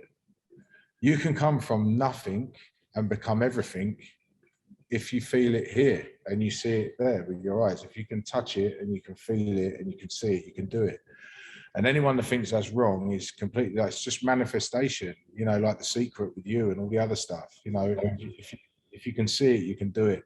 And until the day I stop breathing, whenever that is, next week, 10 years, fucking whenever, I'm not going to stop. And you've got to put a bullet in my head to stop me. And no one's ever had the bullets to do that anyway. So for that. But, you know, so I'm just, again, I'm just really enjoying life. And I really value the friends that I've got around me, including yourself and people that are, you know, are still in my circle. You're a true inspiration. You are. Like the people that have watched you couldn't say anything else. Even like you say, even if they don't like you, they're still inspired by you. You know, no, you've done amazing, and I think you're amazing. I think everybody around you thinks you're amazing, and yeah, just like hat off to you, mate. You've done so well. I'll have to send you so we started the Raptor King Customs. So I'll have to send you a hat and a jumper because fucking you got one when I didn't know you, and I do know you now. And you ain't got I want one of them hats. I actually got one to fit my head. I look stupid in the hat, but yeah. Yeah, no, they're really good quality. Really good at branding, you know. You've always been good at your branding and your marketing, and you're good at so much stuff. You're larger than life. Andy Large, isn't it? That's what was that number? Yeah, well, when you were... I actually got my book deal signed by Karen McDermott in Perth. She actually signed the book, and I got halfway through it and got to the bit with my dad and stuff, and I just couldn't write it. I couldn't get past that. I had like a mental block. I might pick it up, and I'm halfway through. I'll send you it. It's fucking amazing, and I strongly believe that one day it will be a bestseller, but I'm just not quite ready to go through that stuff that I've put in the basement again, you know, and it's still what we just spoke about today, mate. Oh, but that's not even. Like, there's so much more, Rich. Like there's so much more, mate. And you know, I'm only here today because I've got that determination and willpower that I've never met in anyone else. Like you can't stop me. You see me snap my knees and fucking do the maddest shit, have accidents, and I just get up the next day and I carry on because I just couldn't forgive myself if I threw the chance of, like, the statistics of us as humans being here is so, like, it's like winning a lottery like fucking millions of times. It's unbelievable. And there's people sitting there smoking weed and fucking sitting on Facebook and judging me. I generally try and stay as positive as I can. And if I, like Les Brown says it, he says, imagine sitting on your deathbed when all your hopes and dreams are surrounding you, saying, why didn't you take that chance? And I can honestly say, whether I check out tomorrow or in 20 years, every opportunity that has landed in my lap, if I haven't taken it, or if I have done it, I've learned from it, failing forward, and I've utilized everything that's been put in these hands. And everything you see from day dot to now is that's it. I was never born with a silver spoon. I didn't have a rich family. I never got handouts, you know, and I just unfortunately made the mistake of asking the wrong people to help me, you know, along through life. And, you know, but thankfully I've met some amazing people that have helped me in life, including yourself, and all the other people were just lessons. That's all. You never lose, you learn. So yeah, that's just me. True inspiration, and you're a true creator, and that's what this podcast's about. It's about people that have got off their ass and went and done something with their lives. Like, one of the things that I really want to get across to anybody who's listening to this, right throughout any of the podcasts, is that we're kind of all the same. You know, it doesn't matter what hand you're dealt. It's what you do with it that counts, you know. Like, yeah, everybody's got a different situation that they're coming from, different opportunities and stuff. But if you can see it in you and feel it in there and believe it, then you can go out and do it. You know what I mean? And the difference is actually getting off the fucking couch, switching off the TV, and actually doing it. Because once you start doing it, you find, you know, hang on a minute, I've just done that. You know, that's the only way to achieve anything, by actually going about and doing it, not talking about it, not just dreaming about it, but actually getting off your ass and going and doing it. And I think that's the only difference between us and people who haven't done anything in life, you know. Wafflers, you know, there's some people who are like, oh, you talk too much about what you do. Because if I say it, there's certain things in life that I've done and I've said I'm doing this and I've put it online, but then you look about a year later down the line and I've done it. I might not have done it then, but it's still manifested in my head. Yeah, it's still there. I just haven't got to the point where I'm capable of it. I call it alignment. You're just waiting for alignment, that things need to fall into place. But yeah, you're absolutely right, you know, and I'm the same. It's very rare that I'll say that I do something and I don't do it. unless I choose not to do it, and that's a change of my mind, then it happens at some point. And the funny thing is as well is when people, when you choose to say you're going to do it and you don't do it, or you choose a different route and they go, oh, he's failed, but they don't realize what you've learned along there. People don't understand. If you look at my Instagram on Influence Inc., when I first started doing the branding to now, fuck, bro, it's gone in a rocket up there. And I didn't know how to do it at all. And I was learning how to put videos together and editing and all that. And you look at some of the shit we do now, bro, it's fucking next level. Do you know what I mean? And even if you're at a point in life where you're not quite sure how to do it, just fucking do it and don't worry about what people are saying, because what you learn through failing and what you learn through slipping up and tripping over, it teaches you for the next time and the next time and the next time. The first studio I had, I wasted so much money on the stuff. The 7th studio, I could build a studio, fucking bomb, done, 2 weeks, 3 weeks, done, finished. It took me 6 months to build my first studio and I spent 60 grand doing it. Yeah, the 4th studio cost me 15 grand and I'd done it in 3 weeks because I knew the floor had to go down, that had to be done, the council had to be called, the beds had to be ordered, and I knew what sequence it had to go in. But until I failed, I didn't know that. And a lot of people are very scared of being judged by people that don't even like themselves or have even got the bollocks to go out there and do it.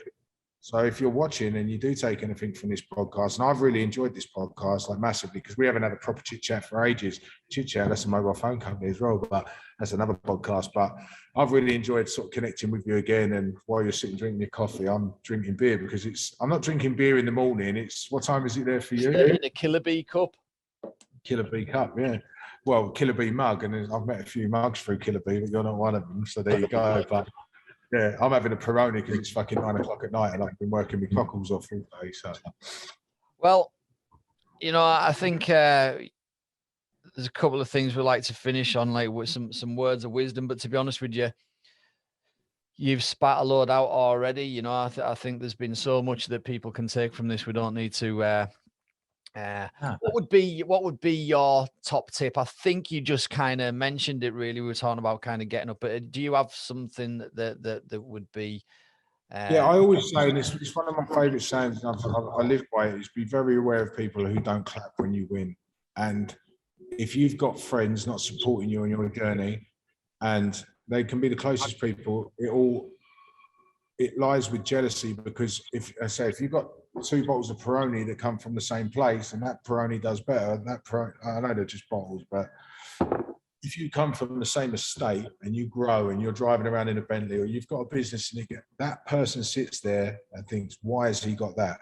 Because that fucking person has been prepared to put it all on the fucking line, and you haven't, because you're a lazy motherfucker. You're not prepared to put the work in. You're not prepared to take the jabs and the shots in life, and people thinking you failed. And the people that there's a thing called, you must look it up. It's Snoop Dogg. It's called Closing the Gap. It's on YouTube. And he says, when you get homies and you're growing, and then you're supporting them, putting clothes on their back and all that, and you're trying to bring them up with you, but they're not ready to come up. So that means you've got to come back down. And that's not an option. So you have to keep growing and then closing the gap. So you have to leave them behind. And that's just life. Yeah. Some of the people that I thought were my best mates are still sitting in the same flat, doing the same fucking thing. And that's good for them.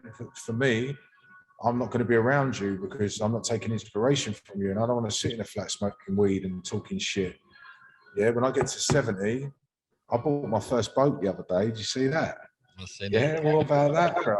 Yeah, there's so much stuff that we could have talked about on here, really, we don't need to, it's we've spoken enough. We've ran for like 2 hours now, so there is so much more. So we'll do a podcast. Where can people find you social media wise? Where can they follow your journey?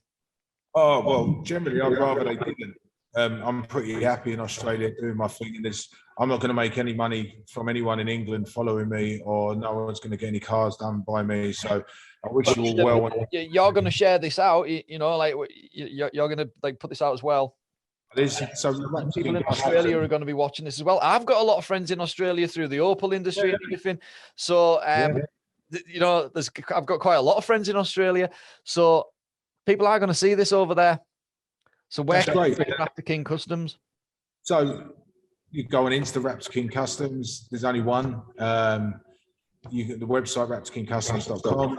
You know, you can see the stuff we're doing. A lot of the stuff that we've got on the website is coming out. So we've actually just put this portal on where you can go on, and it's just getting finalized now. We've put like the patrols and the Toyota, whatever car it is, and you can pick what color you want. You can change it and do all that. So that's coming out. So I'm always trying to push the boundaries and trying to do different things. So you can watch the social media and all that, and it'd be great for you to get a follow. But in all honesty, I've got 5,000 people on my Facebook from back home in England that I've probably helped 2,000 of them that don't follow me or like my stuff. And that's great. We're all busy doing our own lives, running our own race. And I don't expect anyone to sort of, you know, worry about little old me over in Australia. But if you want to follow the journey, it's there. I appreciate it. If you want to give it a share, brilliant. And yeah, I'm just me sitting here. You know, the best thing I ever did come here. The best thing you ever did, telling me to go. And I would never, ever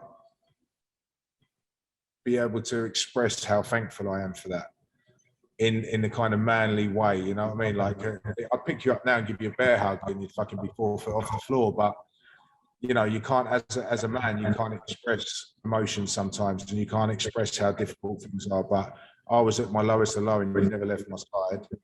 And we reconnected, and you were at a pretty low time, and I think maybe me reconnecting with you and just putting a little bit of fun and a couple of jokes back in probably lifted your spirits. And if there's anything I can ever do for you, you know, I'm always there to help you all the time, and you know, that's unquestioned, you know. Friendship, innit? Right, Andy Murphy. There you go. Thank you very much for coming on. Pleasure. Thanks everybody for sitting and listening to that amazing story. There is more. We might do another sometime. Just quickly before you go, how many podcasts have you done now? Not actually really counting them, you know. Like I think we're about maybe 15 or something like that. There's more. There's like the on Spotify and the actual podcast channel. There's X amount, and then on the YouTube there's X amount, because there's kind of different content, you know, because I'm like kind of vlogging stuff out there as well. So it's like the Cre8ors Podcast on YouTube as well as on iTunes and Spotify. So it's sort of different content because a lot of it's visual. So yeah, there's What was the best one you've done? What was the best one you've done so far? It was a belter, mate, absolute belter, and it's the one that this is the first one. I think I says to you, you know, like we had that bit fallout, and well, do you remember the first podcast we done, and we were speaking about Ibiza and guns and prison and all that? So we could do that next time. And if people are watching, that's part of my life. But I want to ask you one thing. You asked me what's the future for you, and you got one word to say it. Yeah, and I hope you pick the right one. What's the next in your future? What's the one word in your future that you can pick now? And I hope it's the word I'm thinking. Oh, what, as far as like what I do, or just what is the one thing in your life now, one word that you have to work towards every day until you get it, like 100%. Oh, I don't know. There's a bunch of them, Andy. I mean, for freedom, happiness. You got the second word. The second word. Yeah, I totally believe that, because you know I managed to find happiness when I'm speaking to my friends. I managed to find happiness when I'm engraving, when I'm playing with cars. So I feel like the richest man in the world. You know, like if I was a multimillionaire, I would still do the same things that I do now. I don't think I'd change. To add to that, I know a lot of, well, I don't know a lot, I know a few millionaires, and I know some people that are even wealthier than that, and they're not happy. Yeah, so honestly, I know money doesn't make you happy. It makes the journey easier. That's all it does. It makes things more accessible. But other than that, happiness now for me is having a supportive and loving fiance who we're getting married to, who's got my back, who never leaves my side, even when I throw my toys out. Yeah, she's amazing. She's awesome, mate. And honestly, and to me, you've seen some of the relationships I've had, absolute fucking car crashes. You know what I mean? And I fucking tell you now, I would not give them the time of day now. It's a great lesson, but thanks, bye, done. I'm off. Yeah. I'm with her now. I'm in a different place now. And if people still see me as the person they knew 5 years ago, then more for them, because I'm a totally different person, like mentally, physically, you know, and I'm glad I'm sharing it with people now, and I hope people take Just something keep from doing them. what you're doing, Andy. It's absolutely fantastic. I love you. There's loads of other people that love you. Chill loves you, and I'm really, really proud of you, man. So anybody who wants to like check out Andy's stuff, Raptor King Customs, you'll find most of it. And then I guess if you search Andy Murphy, I wonder what happens if you Google you. I don't know. I've never tried Googling you, but I bet you come up, you know. So. Spain and Andy Murphy, fucking hell, it'll all go wrong. But yeah, no, it's been like an absolute pleasure. It's been fucking great catching up, and I'm sure when you hit that record button off, we'll carry on having a chat. Yeah, we will. So I'm gonna hit this button now. So thanks everybody for listening. We'll catch you again next time. I don't think we're gonna top this one very easily, but we'll give it a go. So thanks all. Thanks for coming on. I love you loads. Take care.